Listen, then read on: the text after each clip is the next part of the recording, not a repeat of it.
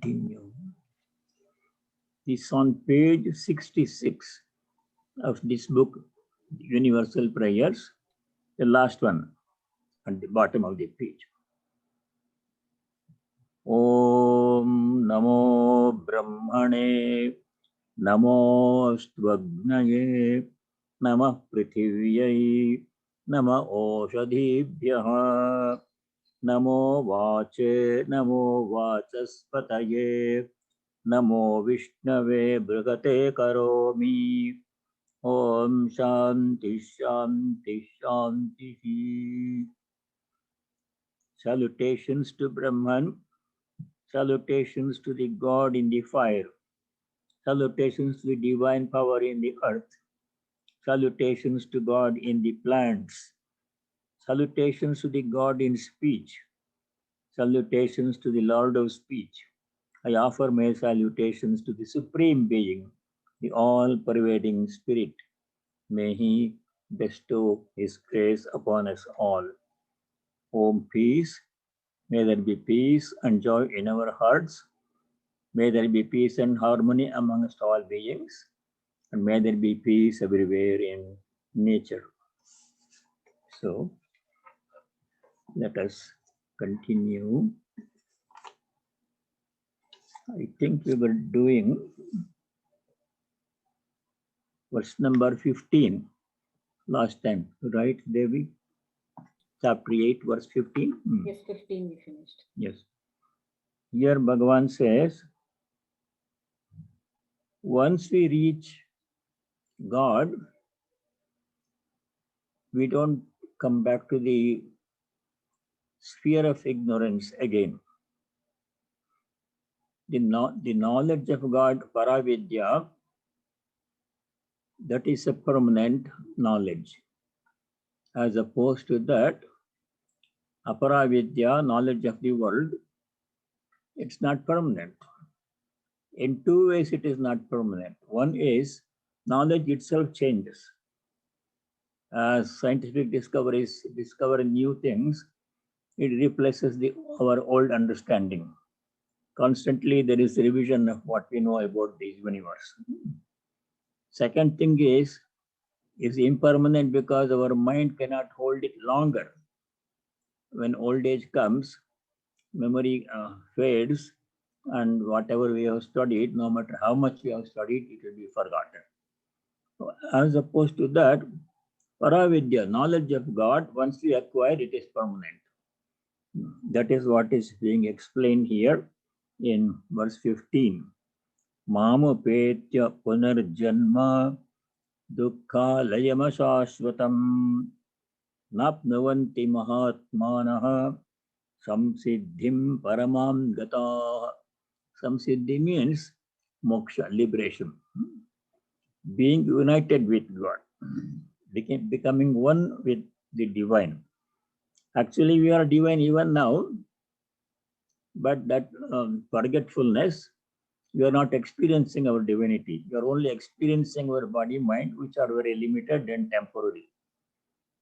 So, experiencing our inherent divine nature, once it is gained, there is no going back to the realm of ignorance. Mam upetya, reaching me, the Lord is saying, Mam upetya, reaching me, punarjanma na apnuvanti. People do not come back to the next birth. There is no next birth. This is the last birth. And this world where we are now living, to which we come back if we don't reach liberation, it is described as dukkhalayam ashashvatam. Dukkhalayam means house of misery. The Lord who created this whole universe himself is saying dukkhalayam. This is a place of misery. Dukkha alayam. Alayam means house. There we are trying to find happiness. Ashashvatam, it is everything is temporary here. Nothing is permanent. Today it is there, tomorrow it is not there. Mahatmanaha, those great souls who reach me, Mamupetya, Samsiddhim Paramam Gataha, supreme goal. Samsiddhi means Actually, liberation, moksha. Shankara interprets some siddhi as moksha, liberation. Then there is no coming back, no rebirth in this world of, in this joyless world where everything is temporary. Now, in the next few verses, Sri Krishna, Bhagavan Krishna is going to explain the different planes or spheres of existence. Among them, there are so many lokas. Loka means the world. The loka world in which we are living now is called Martya Loka or Manushya Loka, where human beings live. But above this, there are other lokas, other worlds. Above that, there is Pitru Loka. Pitru means the ancestors who have left the body here and they are waiting for rebirth, and they are in the Pitru Loka, where all the mains, departed ancestors live. Then there is the Gandharva Loka, where Gandharvas are special beings. They specialize in arts, fine arts, performing arts, dance, music, etc. Like that, there are other lokas, Indra Loka, like that. The highest of all these lokas, loka means the world, is the Brahma Loka, where Brahma, the creator, not Brahman, the ultimate reality, Brahma, the creator, that is his loka. There, if we go, there is an option. We can either come back if we have more desires to be worked out, to be fulfilled, or we can reach liberation from Brahma Loka. From all other lokas, you have to come back. That is being explained in the verse number 16. Brahma bhavana loka punaravartinorjuna mamupetyata kaunteya punarjanma na vidyate. Brahma bhavana loka.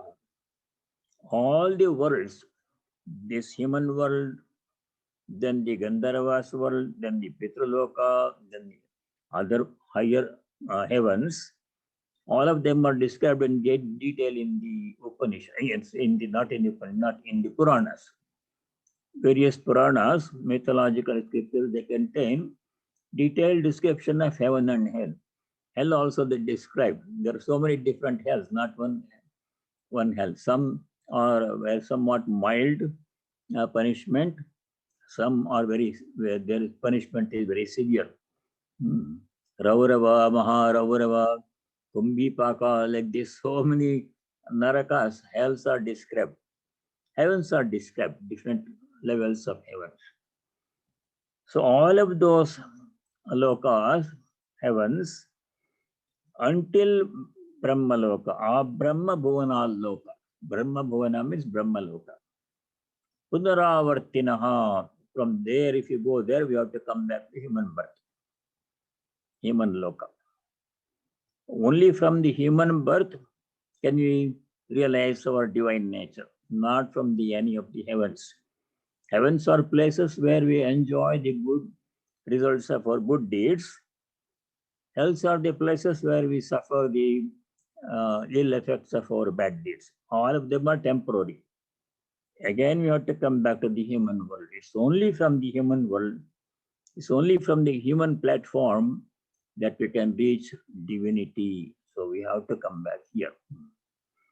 Punaravartinam. Wherever we go, we have to come back, including Brahmaloka.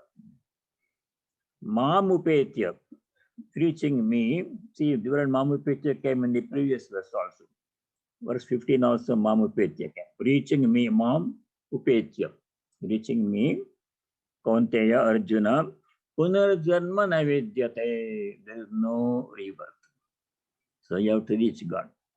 Unless you want to be reborn, then there's nothing special to be done.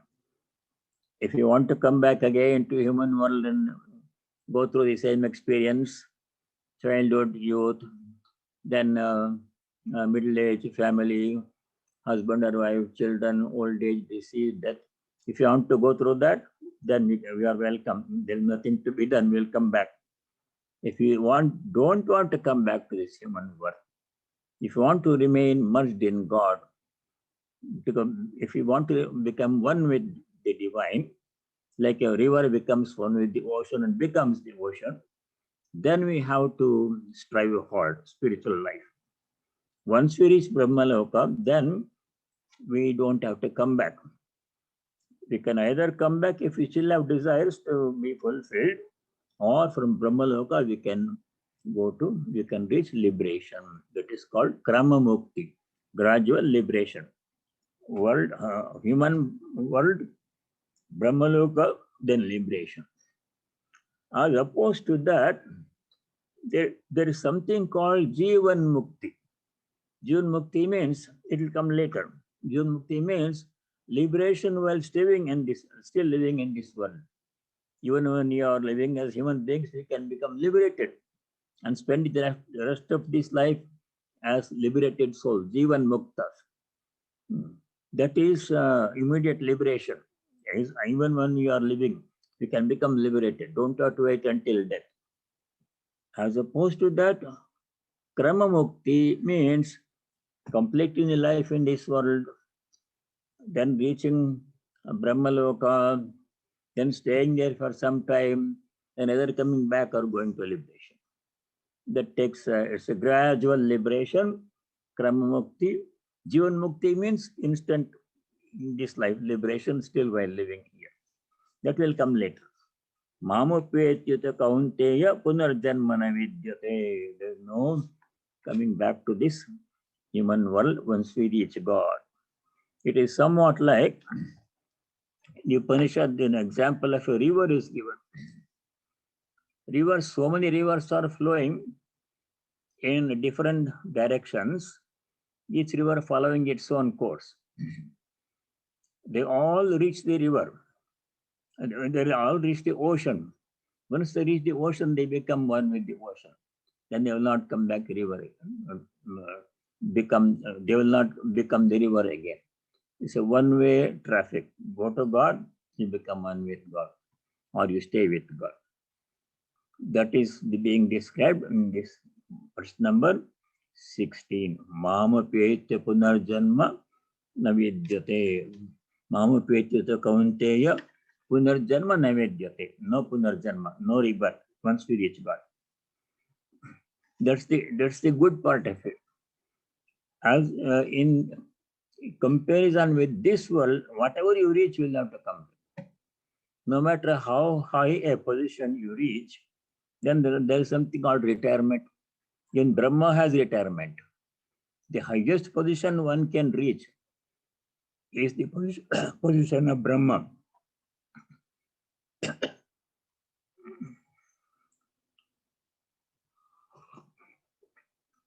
Brahma, the creator, it is an office, like the office of the President of the United States. It has a fixed term. You can be a president for 4 years.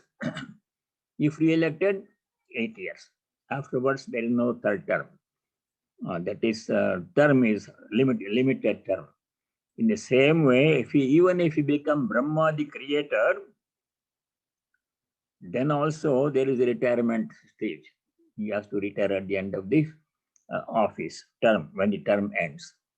Then he will become liberated. So from that position downwards on, everything is temporary. They say, from the position of Brahma until a blade of grass, everything is temporary. No matter how high you rise, how much you achieve, it'll all go away one day, sooner or later. Some will stay longer with us, some will go away quickly. That you know from the story of Nachiketa. Yama offered so many things to Nachiketa, young boy. Nachiketa wanted self-knowledge, but Yama instead offered many things. He said, you can become a king of a very large kingdom, and you will have many things to enjoy. Queen and horses and chariots and elephants and dancing and music and chariots and everything. You will have a long life. You will have to enjoy all these things. But Nachiketa said, all these are temporary. Nachiketa said to Yama, these are all temporary. Today they are there. Tomorrow they are not there. I don't want them. The only thing permanent is knowing God, liberation. That only I want. self-knowledge. So that is the wisdom, that is Viveka. Now the details are being described in the verse number 17. In here, in 17, 18, 19, the temporary nature of all these words is being elaborated. Let us do 17. Sahasra Yaga Pariyantam Aharyad Brahmano Viduhu Ratrim Yaga Sahasrantam Keko Ratra Vido Jana. The reason why all these things are being explained is to create in us detachment towards all these things. If you are hoping to find happiness in all the worldly things, that's not true happiness, very temporary. In order to create that detachment in our minds towards everything until the position of Brahma, that is also temporary. And to make us desire for liberation or union with God, which is a permanent thing, for that purpose, these things are being described. So we have to know that everything being described here, Brahmaloka downwards, is all limited in time, temporary. No use spending time and effort in getting those things. The only thing worthwhile getting is God. So the word, the phrase, the term Mat Parama, Mat Parayana, like this comes in many places. That means we should make God the one and only ultimate goal of life. Other things, as much as we get by karma, we shouldn't waste time in achieving those things. We should spend all our effort and time, use this human birth, the precious opportunity of human birth, to reach God, to reach liberation. That's the only permanent thing. In order to make us understand, these descriptions are being given. They should not be thought of as the final thing. Also, verse 17, Sahasra Yuga Pariyantam Ahaha Yat Brahmanaha Viduhu. Brahmanaha, Aha, the word, you see the word Ahas, Sahasra Yuga Pariyantam Ahar Yat is hidden there in this long compound word. Sahasra Yuga Pariyantam Ahat. Ahas means the daytime. Daytime is called Ahas, even night is called Ratri. Brahmanaha Ahas. Brahma's day is Sahasra Yuga Paryantam, 1000 yugas long. What is 1000 yugas? Each yuga is 100,000 years or something more. Each yuga. If you put 1000 such yugas, Sahasra Yuga Paryantam, Brahmanaha Ahad, Brahmana's day. Iti Viduhu. Who says this one? Ahoratra Vido Janaha. Those who know, those who have the information about Brahma's day or night, they say 1000 yugas of human time is equivalent to 1 day of Brahman. From the time he rises until he goes back to sleep. That is 1 day. Similarly, Ratrim Yuga Sahasrantam. His night, Ratri means night. His night is Yuga Sahasra, 1000 yugas of our time. 1000 yugas of our time is equivalent to the day of Brahma. 1000 yugas of our time is equivalent to night of Brahma. That means the Brahma, the position, the man, the Jiva, is a Jiva who holds the position, highest position, Brahma's position. His days and nights are very long. Our days are only 12 hours and nights are 12 hours, or little bit variation depending on the season. But his days are our 1000 yuga. His nights are our 1000 yuga. Very long day and very long night. Still it is temporary because Brahma has to retire at the end of his term. Even that is not worthwhile reaching for, aspiring Brahma's position. That's the message behind this slokas. Now we go to verse number 18. Avyaktadyaktayaः sarvah prabhavantyah ragame ratragame praliyante tatraiva avyakta samjnake. The word avyakta has been introduced here. It has come before. You have to make a special note about this word avyakta because it has two very different meanings. Same word, in Vedanta, terminology is not standardized as in science. In science, the terminology is standardized. The same word has to be used to describe the same thing. Nobody can introduce a new word. But in Vedanta, it's not like the different rishis spoke in different ways about their experience of God and liberation, etc. So your word avyakta has two different meanings. One meaning in sloka number 18, another meaning in sloka number 20. I'll explain that when we get to that. Here, avyakta means unmanifested. What is unmanifested? Unmanifested means cannot be seen by the sense organs. If there is an object like this book, I can see it using my sense organ. I can touch it, I can open it and close it. I can keep it here, I can keep it there. This is a vyakta.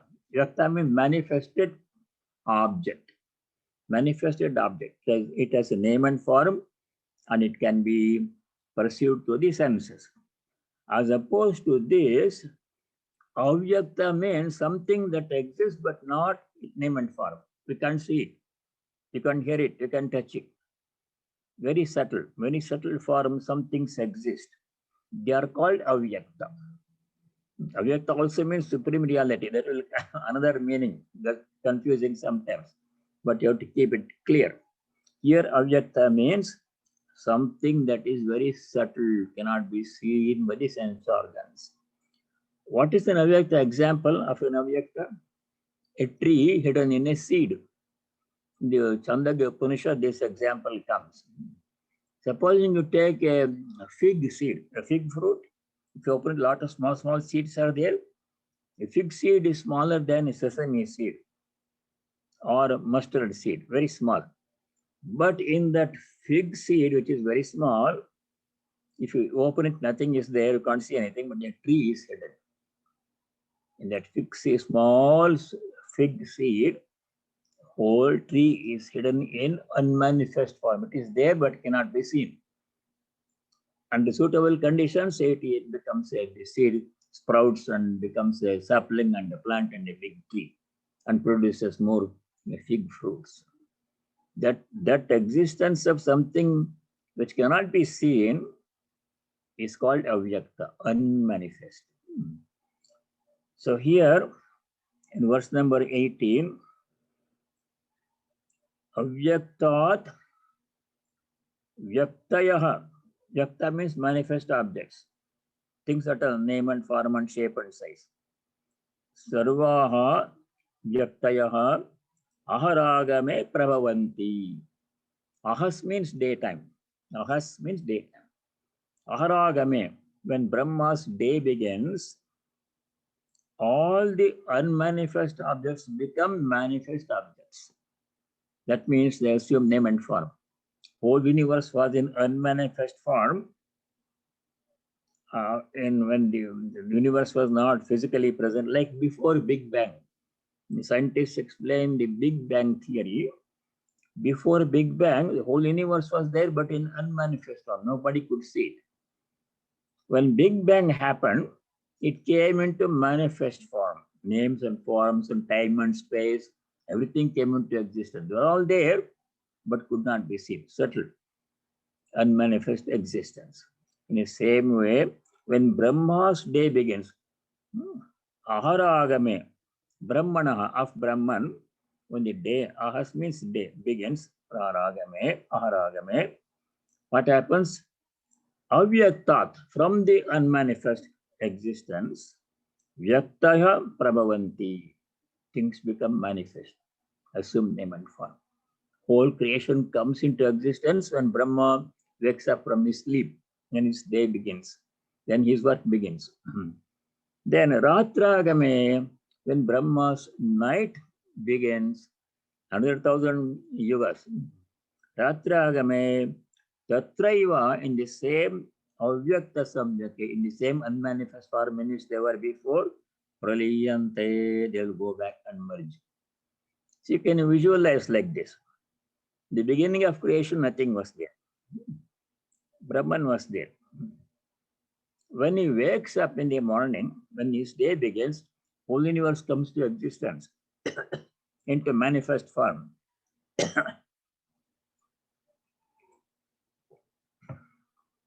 Then all the things come into existence. People, animals, plants, moons, suns and stars, everything comes into existence. They were all there before, but in unmanifest form. When Brahma was asleep, when Brahma wakes up, they all come into manifest form. Whole creation comes into existence. In Christian theology, they say God created the world in 7 days. We say it came into existence instantly. Either way, it came into existence, which was not there in manifest form before. Ratragame, when Brahma's night begins, Tatraiva, in the same Avyakta Samyake, in the same unmanifest form in which they were, Praliyante, they go back.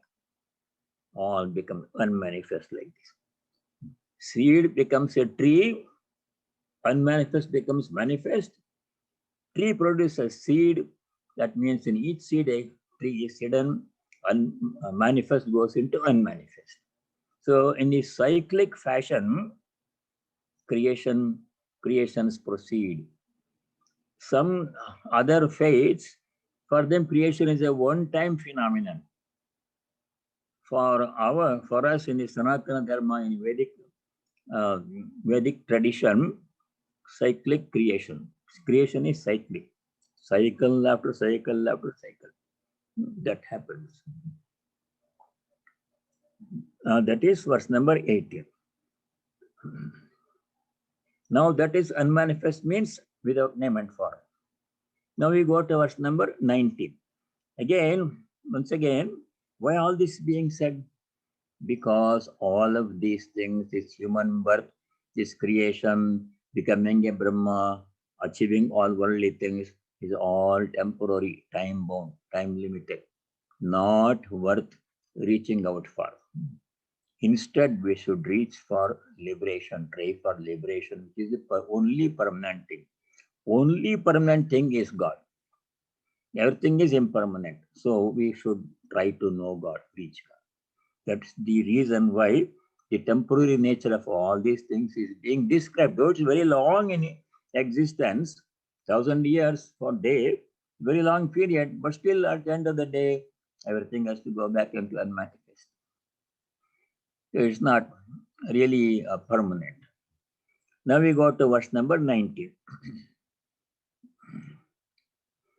In the commentary, Shankara says for the previous verse, to evoke a sense of detachment from the empirical world in which helplessly beings get entangled due to karma, impelled by afflictions like ignorance, etc.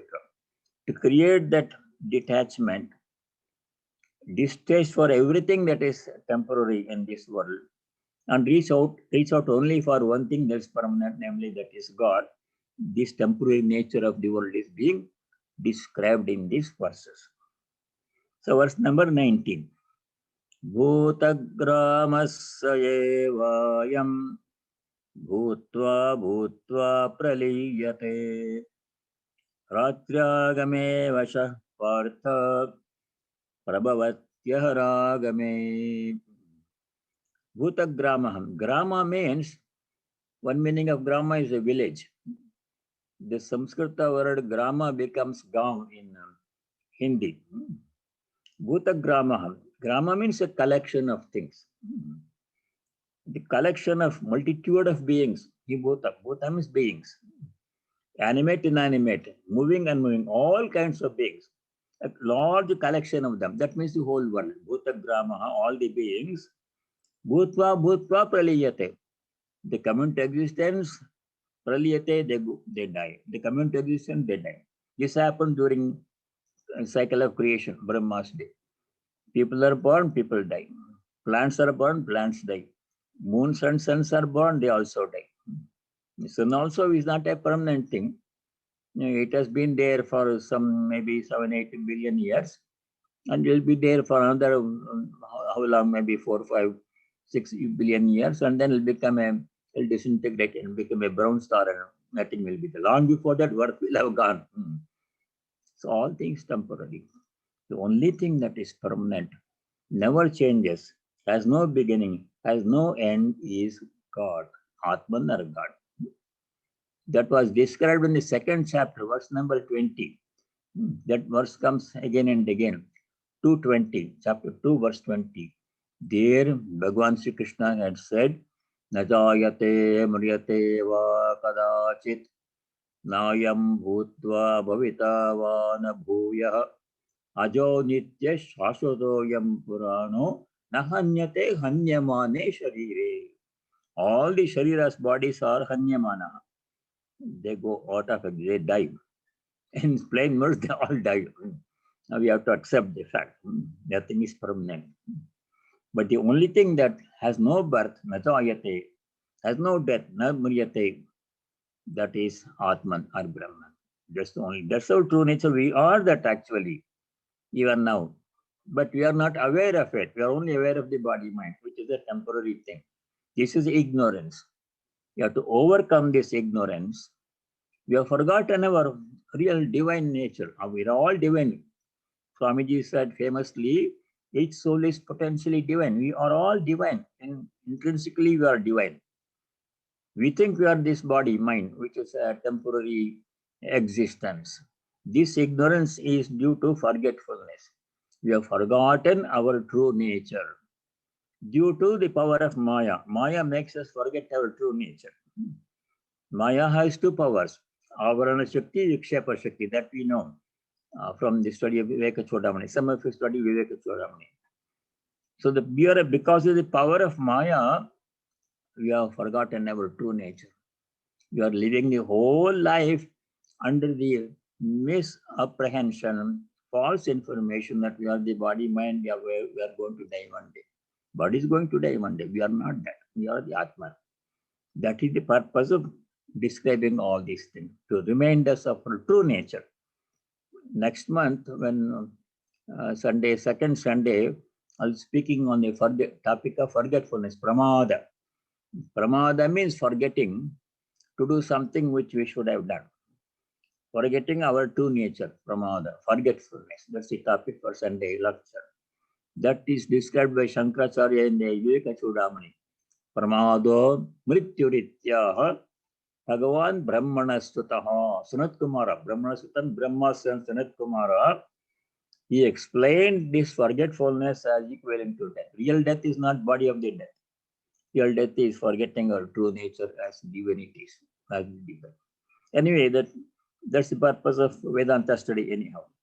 So coming back to verse number 19, Bhutagramaha, all the collection, multitude of beings of all types, people, animals, plants, things, nature, moving, unmoving, living, non-living, everything, Bhutagramaha, all the beings, Bhutva praliyate, they live, come into existence, they are born, then they die. They are born and they die.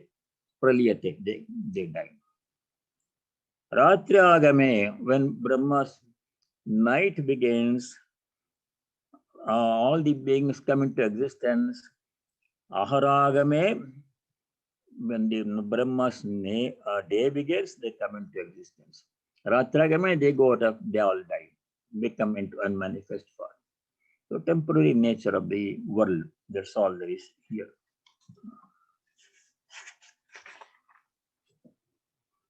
Now we go to verse number 20. This is a very important verse, also a little bit difficult, because here the word avyakta is used in an entirely different sense. In 18th verse, avyakta means all beings remaining in unmanifested during Brahma's night. When it is night for Brahma, everything goes back into unmanifested. No name, no form, like a tree hidden in a seed. like this. No name, no form. Avyakta, that is unmanifest state. Here avyakta means supreme reality Brahman. That's also unmanifest. And manifest means no name and form, cannot be seen by sense organs. That's what unmanifest means. Avyakta means cannot be seen by sense organs. So Brahman is also avyakta, supreme reality Brahman, not the creator Brahma. There are two Brahmans. This is the confusion in terminology. So don't be confused. Brahma is the creator, is a temporary person. He comes into existence 1,000 years day, thousand yugas day, 1,000 yugas night, like many days and nights like that. Then he retires and goes to liberation, goes to Brahmalaka, becomes only Brahman. Brahman is the ultimate reality, supreme reality, Paramatman described in the Upanishads. That is being described in verse number 20. Parastasmat bhavanyu avyakto vyaktat sanatanaha yasya sarveshu bhuteshu nashyatsu navinashyati. Tasmat, from that avyakta. Tasmat avyakta. See the long compound word in the first line. Bhavaha, anyaha, avyaktaha, vyaktat, sanatana. 5 words are there. Bhavaha means any object. Anyaha means different other than avyaktaha, the supreme reality, avyakta Brahman, avyaktat sanatanaha, from the unmanifest beings. Sanatana means eternal.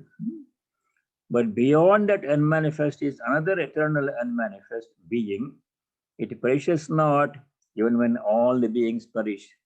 Yasa sarveshu bhuteshu nashyatsu. When all the beings go out of existence, nashyanti, then Brahman remains permanently, eternally. Nashyatsu navinashyati. That we saw in 220, second chapter, verse 20. There it says, Nahanyate hanyamane sharire. When the body goes, Atman remains. When all the beings go out of existence, as they do, Brahman remains. That Brahman is also called Avyakta. So that is the real meaning of Avyakta. Brahman, the supreme reality, which is unmanifest.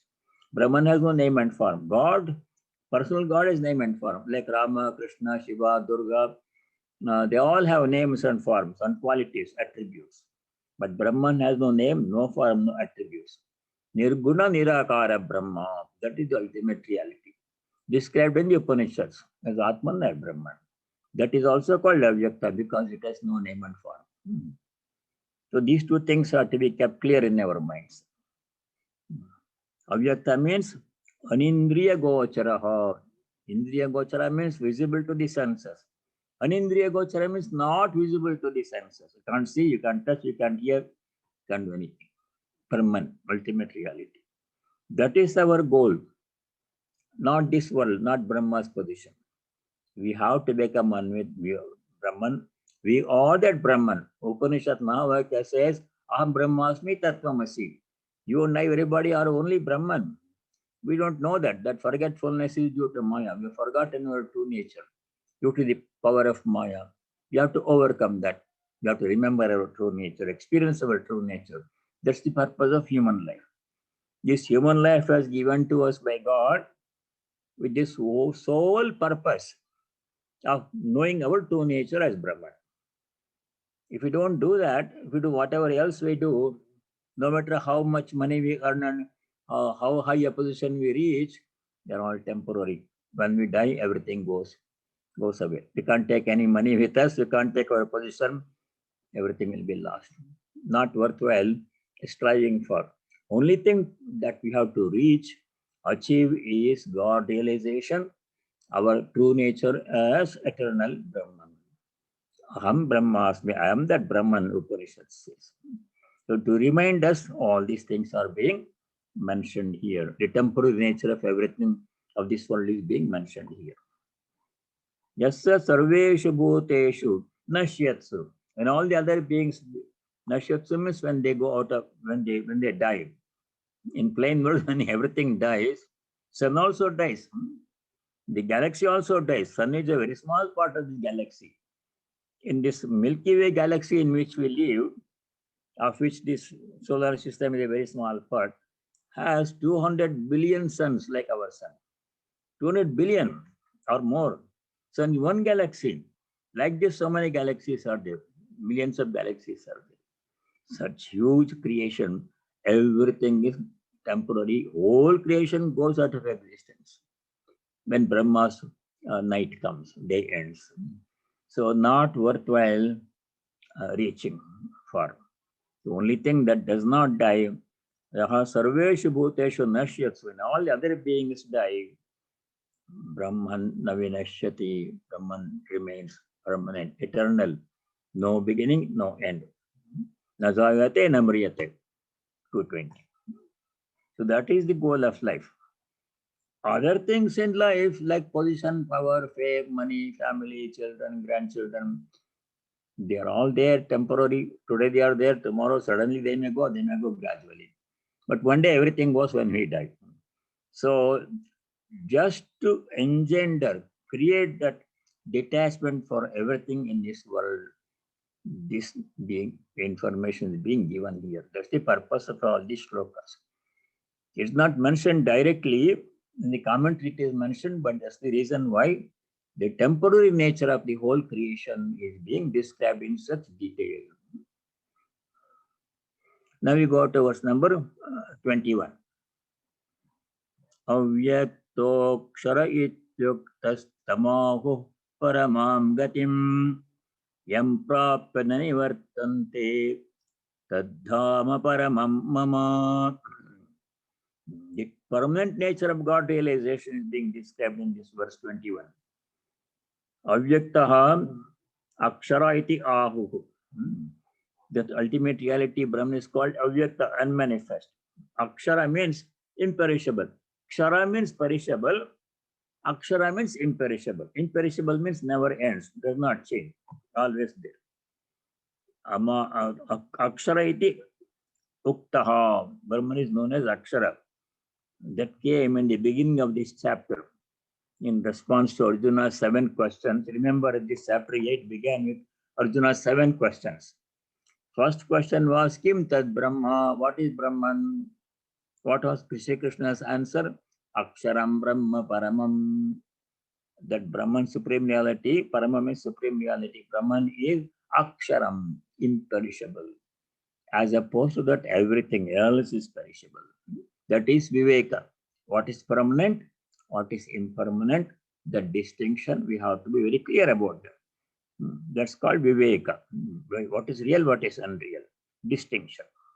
So it's all being described. Avyakta akshara iti uktaha tamaho paramam gatim. What is the supreme goal? Paramam gati. Gati means goal or destination where we have to reach at the end of our life, our life cycles. Paramam means supreme. What is supreme goal?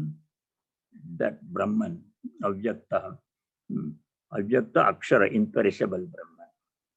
Yam prapya, by reaching which, nanivartante, people cannot come back. Don't feel like coming back. If you have a real gold ornament made of real gold, then you will prefer to keep it. You don't want to purchase an artificial gold for $5. The real diamond you have, you don't want to go for artificial diamond. The reality is supreme Brahman. If you have that one, if you reach that one, then the world appears insignificant. Coming and going, dying, disease, old age, death, all these things. Who wants to go back to that? You never feel like coming back. Reaching that, no returning to the realm of ignorance. Yam prapya nanivartante. Nivartanam is coming back to this world. That supreme goal, that dhama, paramam dhama, mama, that is my supreme abode. Once we reach God, that's permanent, supreme. Nothing higher than that, and that never ends. That is the permanent nature of liberation. Moksha is permanent. There's nothing permanent in the human life. Everything is comes and goes. Everything is temporary. Some may be with us for a longer period. Some may go in a very short time, but everything is impermanent, not worth reaching for, not worth wasting our life over those things. That is the message here. Now, the same idea comes in 15th chapter. There is a verse in 15th chapter, verse number 6. There also, Sri Krishna says same thing. Yadgatva nanivartante taddhama paramam mama. Same thing he says. Now we go to verse number 22.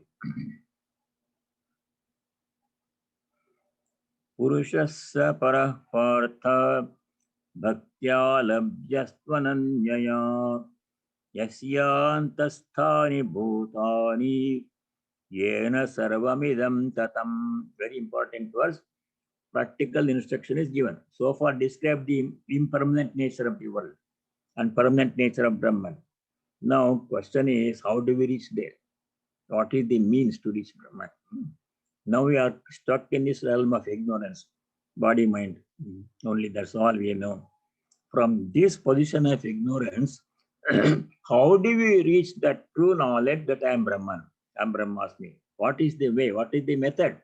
What is the path? That is being described here in verse number 22. Saha Paraha Purushaha, that Supreme Purusha, that means Brahman, that Supreme Reality Brahman. Ananyaya Bhaktya Labhyaha. Bhakti is the way. Sri Krishna also talks about Bhakti. Other paths are there, Jnana Yoga, etc. But Bhakti is the one. Ananyaya Bhaktya Labhyaha. He is reachable. Labhya means he is reachable. Brahman is reachable by Ananya Bhaktya, one-pointed devotion, single-minded devotion. Being devoted only to God and nothing else. Some people are devoted to their profession. That's all they strive for their profession. They work. They are workaholics. They work 20 hours a day, and they don't take any time for other things like family. And that is their supreme goal, to succeed in their profession, to contribute something original. They spend all their time and energy. That is they are devoted to their profession or work. Some people are devoted to building a large empires, so many real estate, or making so much money. They are devoted to that. But those are not permanent things. The only thing to which we should be devoted to is Brahman. That is, how to reach that one? Ananyaya Bhaktya, by single pointed devotion. Bhaktya. Saha Labhyaha Paraha Purushaha. Labhyaha, that Supreme Purusha, Supreme Reality Brahman is reachable by devotion. Devotion is the way. Yasyantasthani bhutani yena sarvamidam tatam. All the beings, bhutani, all the beings means without any exception. Living beings, non-living beings, big things, small things, people, animals, plants, nature, sun, galaxy, everything. All the beings are Yasya Antasthani, they're all contained in him. Everything is pervaded by him. Yena saramidam tatam, by whom this whole universe is pervaded. Like space pervades everything. See, in this hall, there are so many things. There is a kitchen with so many different things, all the furniture, chairs on the stage, and people are sitting. All of this is pervaded by space. They are in space. In the same way, the whole creation, not just this world, the whole creation is pervaded by the Lord. Yaina Saramidam Tadam comes again in the 18th chapter, verse 46. So that is the supreme reality. And how to reach that one? Ananyaya Bhaktya Labhyaha. By supreme devotion, by one-pointed devotion. Ananya means no other. Anya means other. Ananya means no other. There is no other thing to which we are devoted. God is the only thing which we want to have. Other things, as much as they come. If they come, it's okay. If they don't come, it's okay. If they go, it's okay too. God is the only thing. That should be our thinking. Our thinking, unfortunately, this is not being told to children. Or even some adults also don't have opportunity to study these things. They spend their whole life pursuing this and that. At the end of the life, they say, oh, everything is going away, I'm also dying. So what good is that kind of life? This has to be told. This is true knowledge that leads to liberation. What is the goal of life? Parabrahman, supreme reality, God. How to reach it? By doing one-pointed devotion. The goal and the way, both are mentioned here in this verse 22. Purushasya parah partha, the supreme goal, Purusha, supreme reality Purusha, ananyaya bhaktya labhyaha, is reachable by one-pointed devotion. Yasyantasthani bhutani, in whom all the beings are present. Yena suramidam tatam, by whom this whole universe is pervaded. That is supreme reality. How to reach it? By devotion. That is the supreme goal of life. Other things in life as much as possible. We do need a space, a place to stay. We do need some things. We need food. We need food. We need a roof over our heads. We need clothes to wear. And these things are necessary as much as necessary. But they are not the supreme goal. They serve a purpose, that is all. The supreme goal of life, why we are born as human beings, why God gave us this human birth, is to reach this goal of God realization. Supreme goal, paragati. How to reach it? Ananyaya bhaktya, by supreme one-pointed devotion. It's very nice, important verse.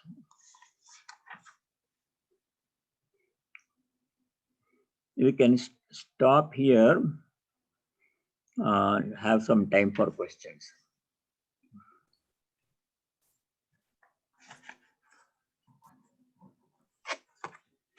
A few minutes are remaining. If you have no question, I have a question for you. So either you ask me or I will ask you.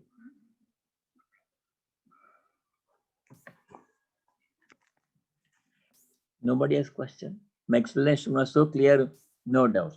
Or it was so bad, no use asking question.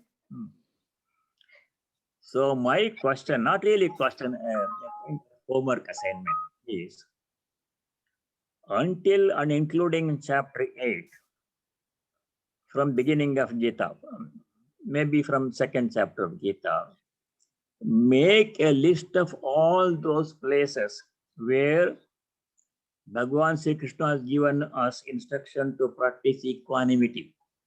Equanimity means remaining calm in pain and pleasure, in success and failure, in fame and infamy. Somebody blames, somebody praises, whatever happens, we have to remain calm. That instruction has given at least 3-4 times so far in the Gita. So next time, I want you to tell me all those shlokas or places where this instruction to practice equanimity has been given by Lord Sri Krishna. Just 1 week you have time to go through the 8 chapters. Important because you have to practice equanimity. Samattum yoga uchyate. I'll give an example. I'll give a hint. Verse number 238, chapter 2, verse 38. Like that. There Sri Krishna said, Sukha dukkhe same kritva labha alabhau jaya jayau tato yuddhaya yujyasva naivam papam vapsasi. First line, Sukha dukkha, happiness and happiness. Same kritva, consider them as equal. When happiness comes, you should not be too much elated and celebrate too much. The next moment things may change. Nothing is permanent. Dukkha comes, unhappiness comes, problem comes, then also you should not be too much dejected or depressed or angry. Take it nicely, calmly in stride. Sukha dukkhe same kritva, labha alabhau same kritva. 238. Labha means profit. Alabha means loss of gain and loss, profit and loss. Sometimes, and then the next one is Jaya Ajayo Samekratva. Jaya means success in something. Ajaya means failure. When you do so many things, sometimes you succeed, sometimes you fail. We have to remain calm in both success and failure. That is an instruction to practice equanimity under all varying circumstances. Like that, in 2-3 other places, he has given these instructions. It will again come in the 14th chapter too. So next time, please go through these earlier chapters. Find out all those verses where Bhagwan has asked us to practice equanimity and let me know. Assignment, homework assignment. We have to go back to the earlier chapters. We can't afford to forget them. All right. Now, if there are no questions, yeah, there is a question. Debashish, you have to unmute.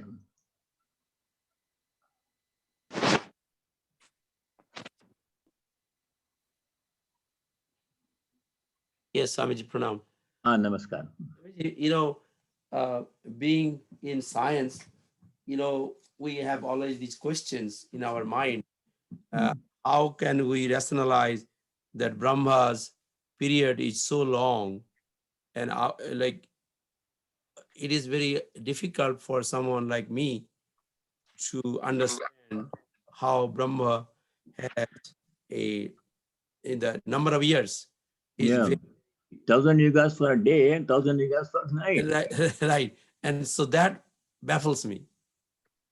You know, And in nature, this variation has to be there. Everything cannot have the same duration. Some trees live for 1,000 years, 500, 600 years. Some plants live for only for 1 year and then they cease to exist. And people have 70, 80, 100 years duration. So there's a natural limit. Beyond that, if you exist, will create problem. If a person lives more than 100 years, what will be the quality of life? The age is not the only criterion. If a person lives long, it's not necessarily good because memory will fade, body will become so weak, we can't get up and we can't sit down without help. So simply living long beyond the natural limit does not necessarily give us happiness. So nature, there is a natural limit for everything, duration for everything, depending on the nature of the thing. Sun lives for billions of years. If every day, if every 3 months, if the sun changes, then it'll be a problem for people on the earth. So he has to have a long period of duration. Like that, it's a natural phenomenon. Variety is a characteristic of creation. Everything is different. Long duration does not necessarily translate into happiness. okay, thank you. Swamiji, Ah, Bajubhai. Baju Swamiji, bhai. I have a question. Aham Brahmasmi, it is from Yajurva Ved. And I It think comes in Brihadaranyaka Upanishad. and Brihadaranyaka Upanishad. And the same thing is Tattvamasi is from Chandogya Upanishad. Yes. Ayam Atma Brahma is the Mandukya Upanishad. Right. But I don't know Pragnanam Anandam Brahma, which Upanishad? Prajnana Brahma from Aitareya. Taitaraya or Aitareya? Aitareya. Itra Aitareya. Aitareya. Aitareya. Okay, thank you, Swamiji. Swamiji, yeah, you talked about the impermanence of the life and impermanence of life, and one should remember it. The Charvakas, did they forget about the identification, or it was their materialistic view? They used to say, Basmi Bhutam Dehasya Punaragamanam Kutam, and they thought one should enjoy life.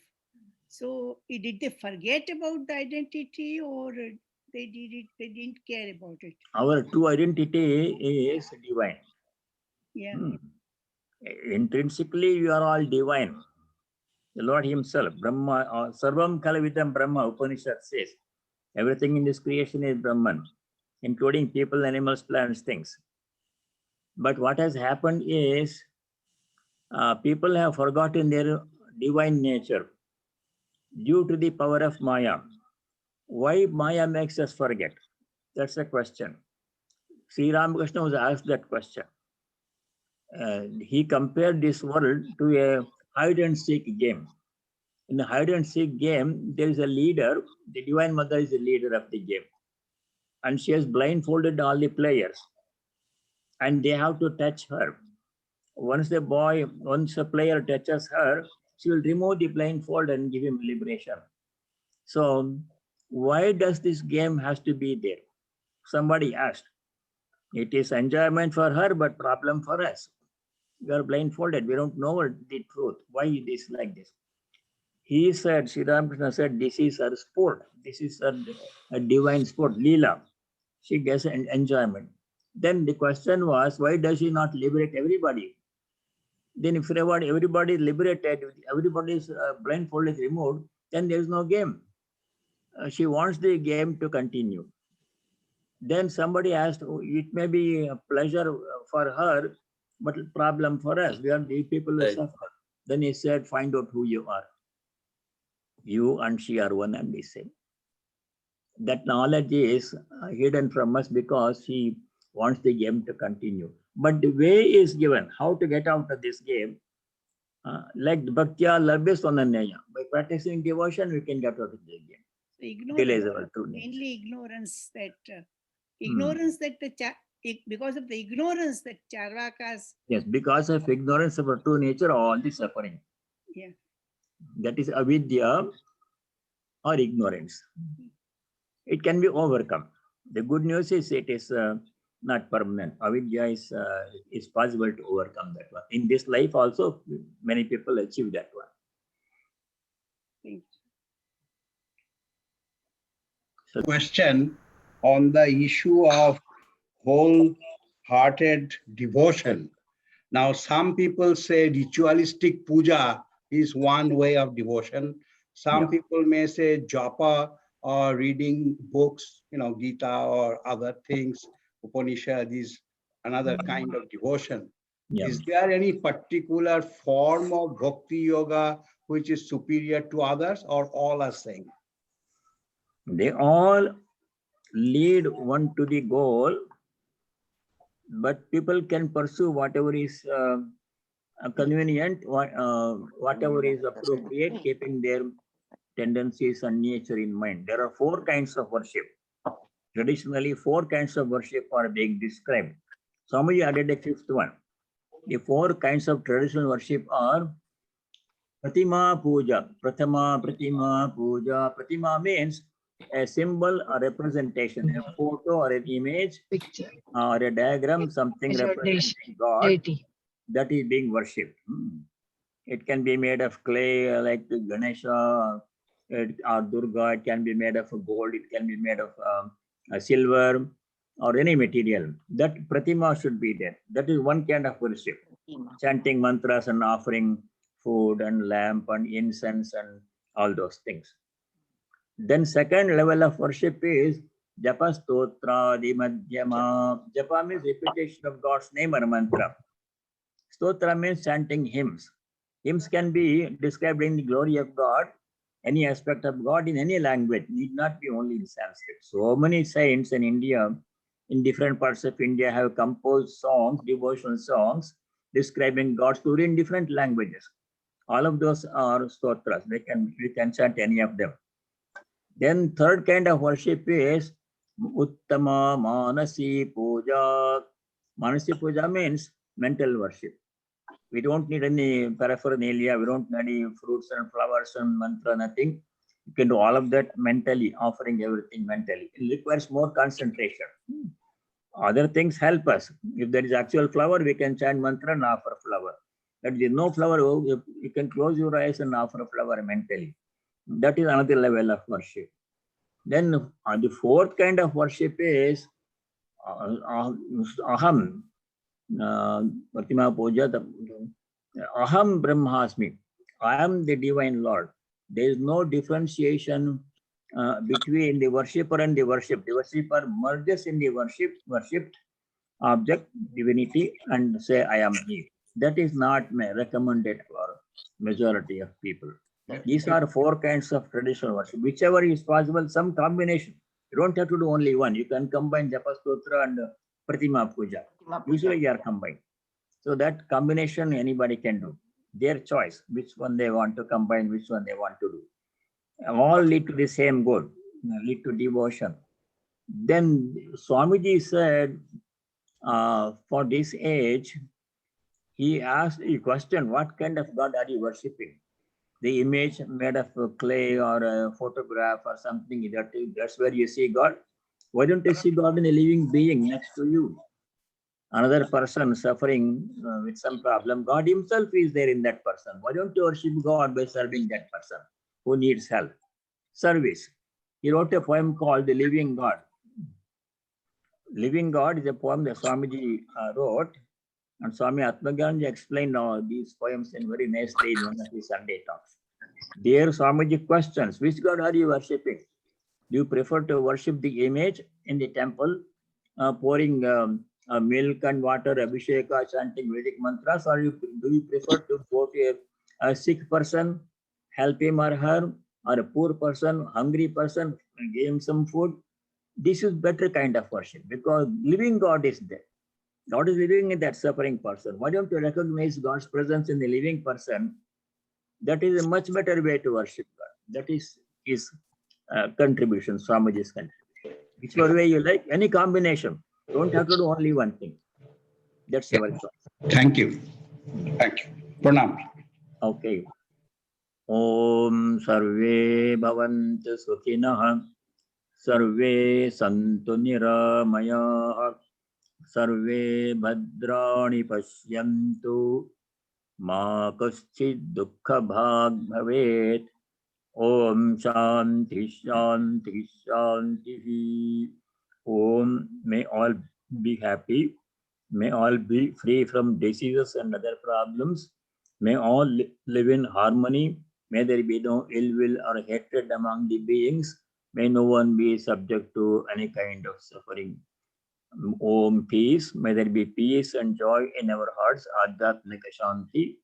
May there be peace and harmony amongst all beings. Adi Bhautika Shanti. May there be peace everywhere in nature. Adi Daivika Shanti. Harihi Om Tat Sat. Sarvam Shri Ramakrishna Arpanamastu.